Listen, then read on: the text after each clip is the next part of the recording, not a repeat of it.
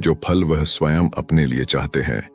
यानी हनुमत कृपा एक पीड़ित जीवात्मा को सांसारिक तापों से मुक्त कराकर, ज्ञान प्रदान करवाकर ब्रह्म की, इष्ट की प्राप्ति कराना।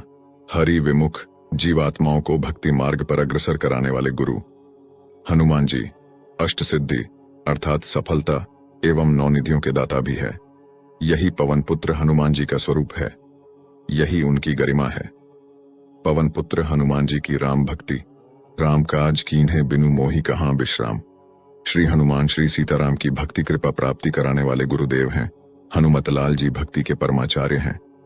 जो व्यक्ति हनुमान जी की उपासना कर उनसे सांसारिक भोग, भौतिक उन्नति की कामना करता है, उसका यह कर्म भक्ति मार्ग से तो निष्फल है ही, कर्मकांडीय रूप में भी निष्फल है। कर्मकांड में भी सैद्धांतिक रूप से जो देव जिस तत्व का अधिष्ठाता होता है, वह साधना के फल स्वरूप वही तत्व प्रदान कर सकता है। आध्यात्मिक और भौतिक दोनों ही दृष्टि से हनुमत कृपा जीव को ब्रह्म की ओर ही उन्मुख करेगी, संसार में उसको अपने संसाधन पर हित में लगाने के लिए प्रेरित करेगी।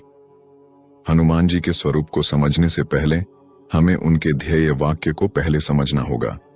श्री हनुमान जी का ध्येय वाक्य है, राम काज कीन्हे बिनु मोहि कहाँ विश्राम।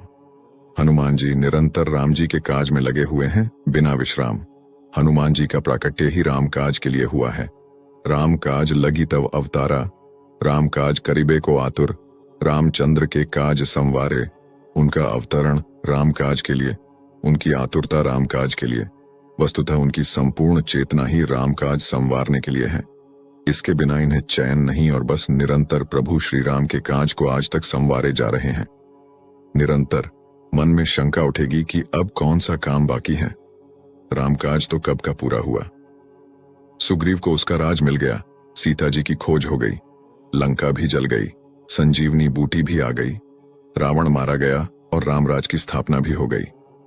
अब क्या रामकाज शेष रहा? पर क्या सृष्टि के कण कण में रमण करने वाले श्री राम की रामायण इतनी ही है? क्या किसी काल विशेष की घटनाओं का वर्णन ही रामायण है? नहीं, हरि अनंत है, उनकी कथा अनंत है। संपूर्ण जगत सिया राममय है, कण कण में राम है, कण कण में रामायण का विस्तार है। युग विशेष की सीमा में तो हनुमान ने सीता की खोज पूरी कर ली और उनका मिलन भी राम से हो गया, परंतु यह जो ब्रह्मंशी जीव आत्मा राम है, इसकी सीता अर्थात शांति का हरण विकार रूपी रावण ने कर लिया है, निरंतर कर रहा है। उसी आत्मा राम को उसकी शांति सीता का मिलन विकार रूपी रावण का वध करवाकर करा देना ही हनुमान का निरंतर रामकाज है। श्री शंकराचार्य कहते हैं, शांति सीता सम्माहिता आत्मा रामो विराजते। अब जो जीव की ये शांति है, यह खो गई है, खो नहीं गई, वस्तुतः उसका हरण हो गया है। विकार रूपी रावण द्वारा उसका हरण हुआ है।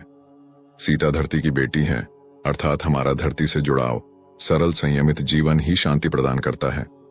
लेकिन जहां सोने की लंका अर्थात अपरिमित महत्वाकांक्षाओं से, भौतिक संसाधनों की लालसा से विकार बलवान होंगे, लोभ प्रबल होगा, बस वहीं हमारी शांति लुप्त हो जाएगी।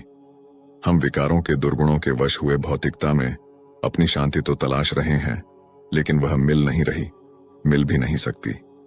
जब तक रावण का मरण ना होगा, राम से सीता का मिलन भी ना होगा।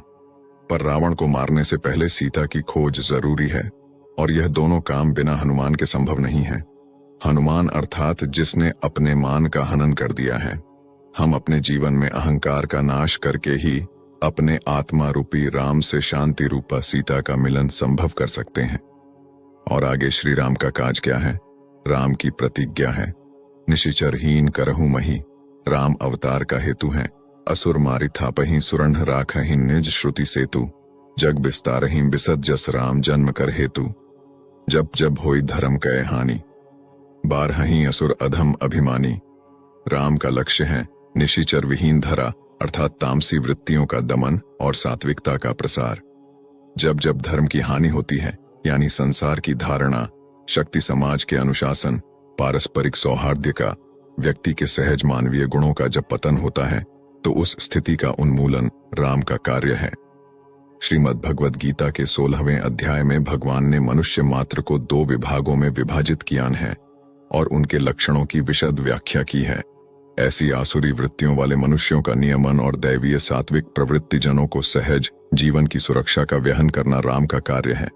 राम के इसी कार्य को श्री हनुमत लाल निरंतर बिना विश्राम किए किए जा रहे हैं।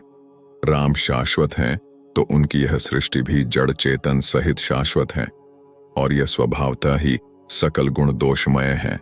इसमें ऐसा नहीं हो सकता कि गुण ही विद्यमान रहें और दोष समाप्त हो जाएं। अवस्थाएं उच्चतम और निम्नतम हो सकती हैं, परंतु अस्तित्वहीनता किसी की नहीं हो सकती। सद्गुणों का उभार और दुर्गुणों का नियमन ही रामकाज है और इस रामकाज को सिवा हनुमान के कोई और कर भी नहीं सकता। अपने अभिमान का हनन करने वाले हनुमान सद्ज्ञान और सद्गुणों के सागर, बंदर के समान चंचल मन को अपना दास बनाने वाले कपीश, मन कर्म वचन में समता से लोक विख्यात, श्री राम की सत्यता, शीलता, जीवन की मर्यादा के प्रसारक अर्थात दूत, चर अचर के हित, चिंतन से उत्पन्न अतुलित आत्मबल के धाम, हनुमान ही यह कार्य संपन्न कर सकते हैं। प्रत्येक वह व्यक्तित्व जो यह गुण स्वभाव चरित्र अपने में समाहित कर सकता है, वह अनंत राम की अनंत रामायणों के अनंत हनुमानों में से एक हनुमान है। हम ज्यों-ज्यों अपने मान का हनन करेंगे, अपने अभिमान को गलाएंगे, त्यों-त्यों हमारे अंतर में बल की वृद्धि होगी। ये बल तामसी नहीं अपितु सात्विक होगा, जो अभय पद की प्राप्ति कराता है। श्री राम कृपा ही अभय पद है, जो बिना हनुमान के संभव ही नहीं है। इसलिए श्री हनुमत लाल जी से सिर्फ और सिर्फ भगवत भक्ति प्राप्ति की प्रार्थना कीजिए। उनसे सिर्फ निरंतर परहित कर पाने के सामर्थ्य का वरदान मांगिए। यही वास्तविक श्री हनुमत उपासना है।